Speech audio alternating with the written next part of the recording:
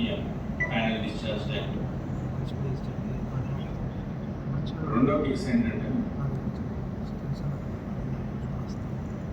ఈ సిపిఆర్ ఏదైతే మనం మాట్లాడుతున్నామో ఎక్మో సిపిఆర్ ఏదైతే మనం టీవీలో చూస్తుంటాం, సడన్గా కొలాప్స్ అయిన పేషెంట్ని పంపింగ్ చేయడం, గాలి అందించడం ద్వారా మళ్ళీ శ్వాస మళ్ళీ లైఫ్ని ఇన్స్టిల్ చేయడానికి ప్రయత్నం ఏదైతే చేస్తూ ఉంటారో అందులో సక్సెస్ రేట్ అనేది చాలా తక్కువగా ఉంటుంది.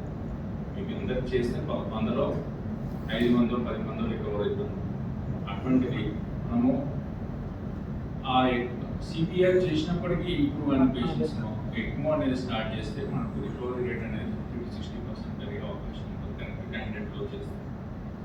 సో ఒక 43 ఇయర్స్ సాఫ్ట్వేర్ ఇంజనీర్ నా హాస్పిటల్కి చెస్ట్ పెయిన్తో వచ్చాడు. హాస్పిటల్ ఉందంటే చేయడం, వెంబడిని ఎక్మో అనేది ఇనిషియేట్ చేయడం చేసి క్యాన్స్ ల్యాబ్కి తీసుకెళ్ళేసి వెజల్స్ అన్ని బ్లాక్ ఉంటే స్టెంట్స్ చేయడం జరిగింది.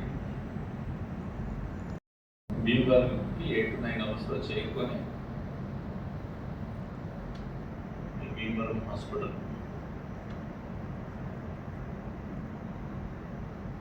అక్కడ పేషెంట్కి ఎక్మో అనేది ఇనిషియేట్ చేసి ఆ పేషెంట్ని అక్కడి నుంచి గన్నవరంకి అంబులెన్స్లో తీసుకొచ్చి గన్నవరంలో మళ్ళీ ఫ్లైట్లో మనం హైదరాబాద్కి తీసుకొచ్చేసి మనం హైదరాబాద్లో మనం యశోద హాస్పిటల్ తీసుకొచ్చేసి మనం ఏదైతే ECMO support 4 days to 4 to 5 days మనం సపోర్ట్ చేసిన తర్వాత మనం ఎక్మో తీసేయడానికి వీలైంది.